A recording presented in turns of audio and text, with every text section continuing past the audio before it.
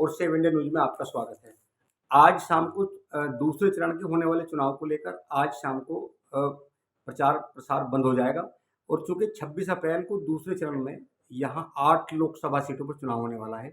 मैं 8 लोकसभा सीटों के बारे में बता दूं कि मेरठ, बागपत, गाजियाबाद, गौतम बुद्ध नगर, अमरोहा, मथुरा और बुलंदशहर सीट पे चुनाव होने वाला है। और चूंकि पहले चरण का चुनाव 19 अप्रैल को था और दूसरे चरण का चुनाव भी वेस्ट यूपी की इन तमाम सीटों पर है। ये लगभग जो 16 सीटें हैं वेस्ट यूपी की, इनमें 2 चरणों में चुनाव संपन्न हो जाएगा। तमाम जितने भी पॉलिटिकल पार्टी के प्रत्याशी हैं वो सब मैदान में हैं। अगर मैं दूसरे चरण की बात करूं तो दूसरे चरण में यहाँ 8 सीटों को लेकर 91 प्रत्याशी मैदान में हैं, अलग अलग तमाम दलों के।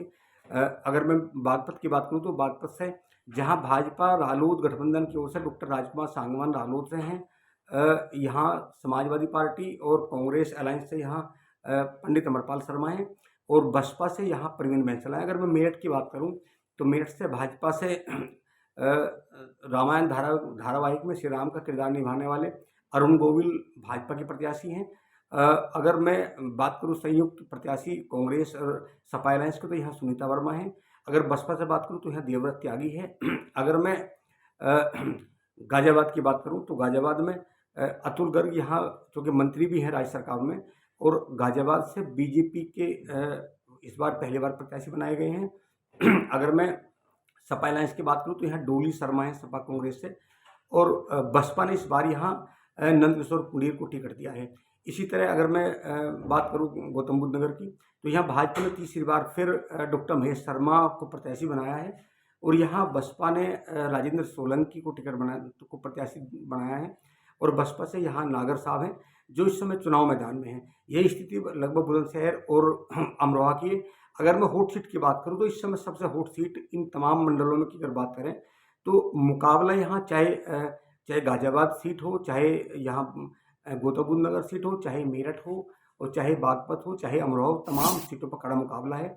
और चूँकि इस बार चुनाव जो जातीय समीकरण पर हो रहे हैं और जिस तरह जो मतदाता की उदासीनता जिस तरह पहले चरण के चुनाव में सामने आई, उसने तमाम जो राजनीतिक दल हैं उन तमाम राजनीतिक जो गलियारे हैं वहाँ हड़कंप मचा दिया है कि अगर इतने कम प्रतिशत मतदान होगा तो इसमें बहुत सारा नुकसान हो सकता है कि सत्ताधारी दल को नुकसान का सामना करना पड़े।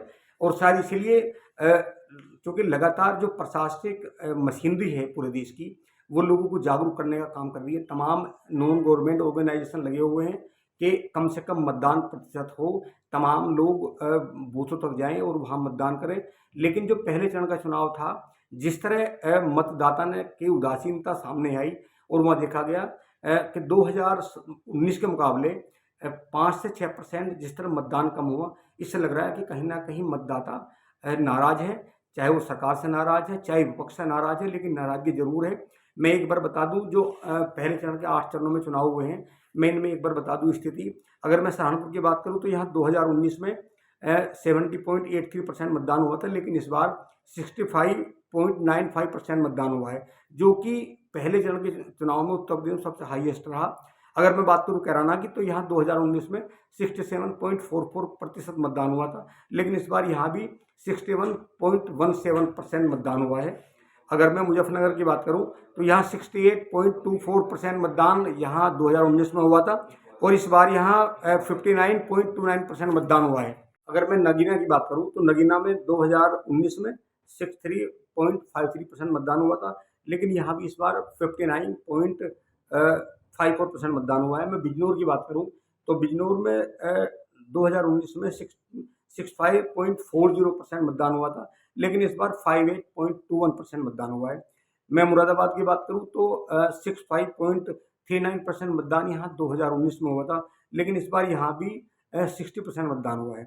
मैं रामपुर की बात करूं तो यहाँ 63.17% मतदान 2019 में हुआ था, लेकिन इस बार यहाँ भी सबसे कम मतदान 54.77% हुआ है। मैं पीलीभीत की बात करूं तो पीलीभीत में 2019 में यहाँ 67.27% मतदान हुआ था, लेकिन यहाँ इस बार 61.91 मतलब 6% मतदान यहाँ भी कम हुआ। ओवरऑल अगर मैं 10 साल की बात करूँ, मैं 2014 और 2024 का अंतर निकालूं तो लगभग 10% कम इस बार मतदान हुआ है। और जिस तरह मतदान हुआ है तो इसमें लग रहा है कि कहीं ना कहीं जो मतदाता है वो नाराज है पॉलिटिकल पार्टियों से, कहीं ना कहीं वो सत्ता से नाराज है, इसलिए कि सत्ता से बहुत सारी, जिस तरह महंगाई का लगातार इशू हो रहा है, बेरोजगारी का लगातार इशू हो रहा है, किसानों के लगातार मूवमेंट चल रहे हैं, व्यापारी बहुत सारी समस्याओं को लेकर परेशान है।